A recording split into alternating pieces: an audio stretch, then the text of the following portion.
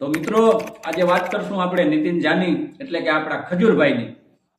ખરેખર ખજૂરભાઈ એ સમદર પેટ માણસ છે, કારણ કે એના વિષયમાં ઘણા બધા ખરાબ સ્ટેટમેન્ટ આવી રહ્યા છે, છતાં પણ એની પરવા કર્યા વિના પોતાનું કાર્ય અવિરત ચાલુ રાખ્યું છે સેવાનું. એટલે આવા સમદર પેટા ખજૂરભાઈને સો સલામ છે.